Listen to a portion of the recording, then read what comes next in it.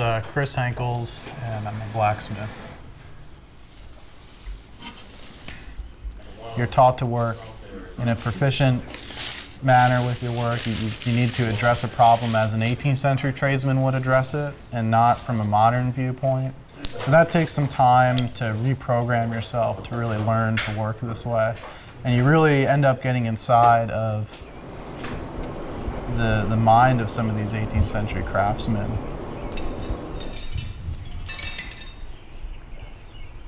So starting with the faceplate of the lock case, we've figured out where our key is going to sit, and from that, all the other geometry of the lock is dictated. So you have to look at how the key is going to swing and figure out where the placement of some of your main parts are going to go.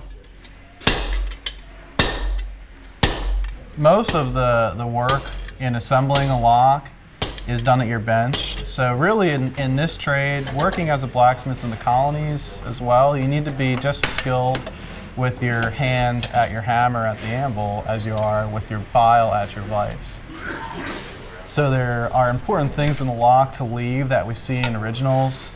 As I was chiseling the outside plate for part of the case of the lock, in a lot of them on the inside parts, those chisel marks are apparent. There's no time taken really to file and smooth them. The idea is to make a good working part, but it doesn't have to be as aesthetically pleasing as the outside parts of the lock. So in fact, when we look at a lot of original locks, there are parts on the inside that have been tweaked a little bit or bent here and there, peened and riveted and stretched to make them fit, and all those marks are left. So it's kind of interesting for us to see that. We like to see a pristine lock, and then we also like to see one where somebody had a little trouble putting it together. And then that gives me something to keep in my toolbox that I can use if I ever have to make a repair like that to a lock. I know that my repair is going to look just like one that an 18th century tradesman would make.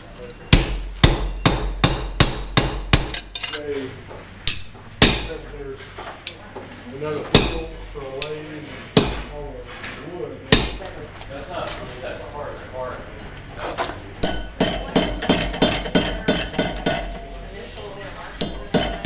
Yeah, that's the one we used to have. The bolt is the main part of the lock that moves back and forth. And if you remember, that started from our forging that we made earlier.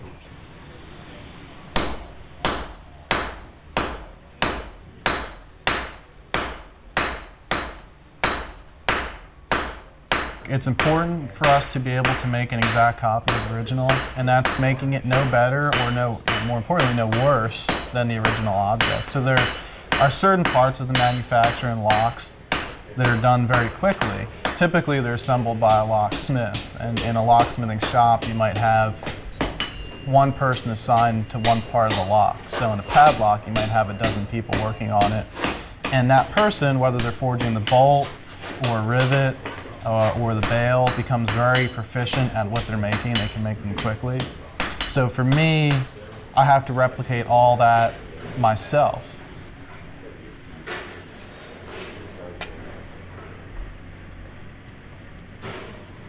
Can you see in there?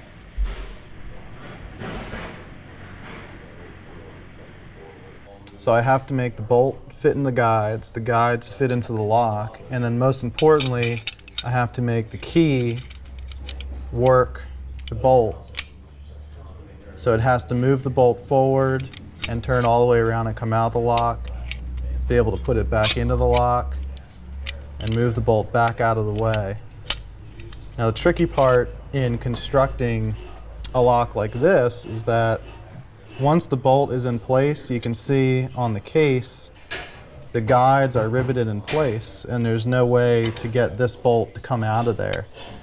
So it's pretty much set in stone. You need to make sure you have all your measurements right. You check everything multiple times before you rivet it together. And once you have this done, the next step is to determine where your bail is going to line up with the bolt.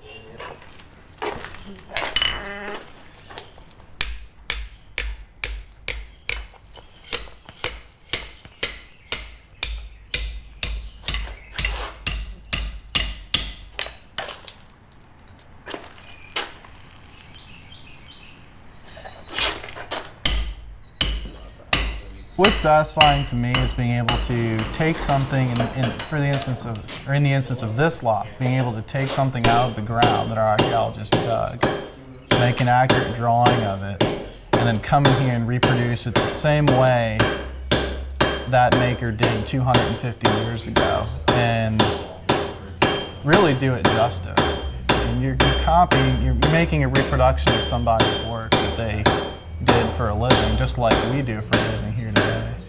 So for me, that's the exciting part of the work. And then that lock is going to go on a building here and be used. So the other interesting thing is that all of the work that we do here is for a purpose. So I need to make this lock look good, and I need to make it work every day that the key is turned in it. Every single time the key is turned, it has to work.